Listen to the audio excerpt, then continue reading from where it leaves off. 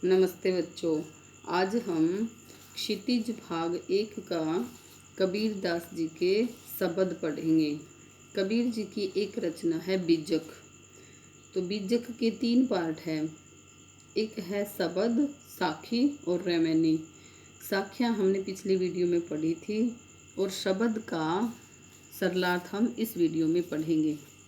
इसमें जो साखियाँ है उसमें कबीर जी के दोहे थे और शब्द में कबीर जी के पद हैं।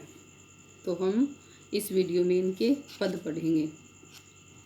मोको कहा ढूंढे बंदे मैं तो तेरे पास में, ना मैं देवल ना मैं मस्जिद ना काबे कैलाश में, ना तो कोनो क्रिया कर्म में ना ही योग वैराग में, खोजी होए तो तुरंत मिले ही पल भर की तलाश में, कहे कबीर सुनो भाई साधो सब श्वासों की श्वास में। तो इसमें कबीर जी कह रहे हैं कि हे मनुष्य, यानी जो ईश्वर है वो स्वयं मानव को संबोधित करते हुए कहता है कि हे मनुष्य, कि तुम मुझे यहाँ वहाँ क्यों खोज रहे हो। मैं तो हमेशा ही तेरे पास में हूँ। मोको का अर्थ होता है मुझे और ढूंढे यानी खोजे। मैं तो हमेशा ही तेरे पास में हूँ, अर्थात मेरा निवास तुम्हारे हृदय में है। मैं तो तेरे हृदय में रहता हूँ। न तो मैं किसी मंदिर में हूँ और ना ही किसी मस्जिद में हूँ। मैं तो और ना ही मैं मुसलमानों के पावन तीर्थ स्थान जो काबा है वहाँ भी नहीं हूँ। हिंदुओं का पवित्र स्थान कैलाश पर्वत है, वहाँ भी मैं नहीं हूँ। कि हे मनुष्य, मैं किसी भी प्रकार के क्रियाक्रम में और बाह्य आडंबर में नहीं हूँ। योग साधना से भी मेरी प्राप्ति नहीं की जा सकती, यानी चाहे कितनी ही योग साधना कर ले मैं तुम्हें प्राप्त नहीं हो सकता। और ना ही मुझे वैराग्य से प्राप्त किया जा सकता है। यदि तुम मुझे सच में खोजना चाहते हो तो मुझे ढूंढने का प्रयास कर रहे हो तो मैं आपको जरा सी तलाश में ही मिल जाऊंगा। यानी कहने का भाव है कि तुम यदि मुझे अपने पवित्र मन से खोजने की कोशिश करोगे तो मैं तुम्हें बहुत जल्दी मिल जाऊंगा। यानी कबीर जी कह रहे हैं कि हे सज्जनों, हे संतजनों, मेरी बात को ध्यान से सुनो। यह यानी ईश्वर तो तुम्हारे श्वासों में ही निवास है, तुम्हारी हर सांस में निवास करते हैं। तुम्हें उन्हें अपने भीतर ही खोजना चाहिए। यानी इसका भावार्थ है कि ईश्वर सर्वव्यापी है। प्रकृति की कण कण में ईश्वर निवास करते हैं।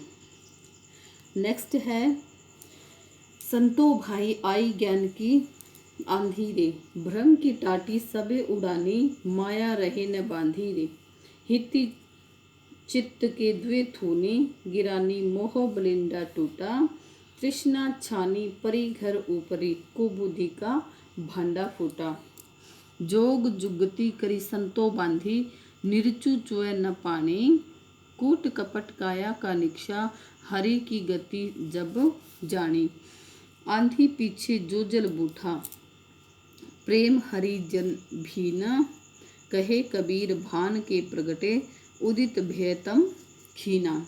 यानी ज्ञान, भ्रम होता है अज्ञानता की स्थिति। यहाँ टाटी शब्द आया है। टाटी का अर्थ है छप्पर। टाटी का अर्थ होता है छप्पर। तो इसमें कबीर जी कह रहे हैं कि हे संत जनों, कि ज्ञान रूपी आंधी चलने से जब ज्ञान रूपी आंधी चलती है तो ब्रह्म रूपी जो छप्पर होता है वो उड़ जाता है। यानी मनुष्य को जब ज्ञान प्राप्त होता है तो उसके मन में जितना भी भ्रम छुपा होता है, मोह माया वासना जो छिपी होती है वो सब खत्म हो जाती है, उड़ जाती हैं। यानी ज्ञान रूपी आंधी के आने से छप्पर की सारी सामग्री छिन्न भिन्न हो जाती है। यानी जिस प्रकार से आंधी आती है जोर से तो जो छप्पर होता है वो उसकी जो बांस बलियां हैं वो बिखर जाती है। वैसे ही ज्ञान रूपी आंधी के आने से भी मनुष्य में जितनी भी विषय वासनाएं होती है वो सब की सब खत्म हो जाती हैं। मन की द्विधा रूपी जो 2 खंबे हैं वो भी गिर जाते हैं और मोह रूपी छप्पर को संभालने वाली जो बल्ली होती है वो भी टूट जाती है। यानी आंधी आने से जैसे छप्पर की जो बल्लियाँ होती है, जिस बल्ली पे छप्पर टिका होता है, तो वो छप्पर को रोक के रखने वाली बल्ली भी टूट जाती है। यानी कहने का भाव है कि जब अज्ञान तथा विषय वासना का शरीर में कोई स्थान ही नहीं रहेगा। कवि फिर से कह रहे हैं कि योग युक्ति के द्वारा एक नई छान बांधी गई। यानी जब मन से विषय वासनाएं दूर हो जाती है तो योग और युक्ति के द्वारा यानी साधना के द्वारा, भक्ति के द्वारा एक नया छप्पर तैयार कर लिया जाता है। इससे अब पानी भी नहीं टपकेगा, यानी ये बहुत अच्छा छप्पर होगा। यानी जब मन से भक्ति भावना में जब मन लग जाएगा तो मन बहुत पवित्र हो जाएगा। जब साधक के शरीर से छल कपट रूपी जो कूड़ा करकट है वो सारा निकल जाएगा, तो वह ईश्वर की गति को पहचानने लग जाएगा। ज्ञान की आंधी के बाद ईश्वर से प्रेम और अनुग्रह की वर्षा हो जाएगी, जिससे प्रभु भक्ति, प्रेम, रस ये सब प्राप्त हो जाएंगे। यानी कबीर जी कह रहे हैं कि ज्ञान रूपी सूर्य के उदय होने से अज्ञान का अंधकार क्षीण हो जाएगा। कहने का भाव है कि आंधी आने से मनुष्य का अज्ञान रूपी जो छप्पर है वो टूट जाएगा और उसके मन में दिव्य प्रकाश का उजाला हो जाएगा। यानी इस शब्द का भावार्थ हम ये कहेंगे कि अज्ञान सांसारिक मोह माया के बंधनों का मूल कारण है, क्योंकि मोह माया जो है वो मनुष्य को ईश्वर भक्ति में नहीं लगने देती। लेकिन जब ज्ञान रूपी आंधी आती है तो मनुष्य का भ्रम टूट जाता है और वह सत्य को खोजने लग जाता है। इस प्रकार हमने आज कबीरदास जी के शब्द पढ़े हैं। अगर आपको इस वीडियो में कोई शब्दार्थ अगर आपको समझ नहीं आया हो तो आप मुझे कमेंट करके पूछ सकते हैं।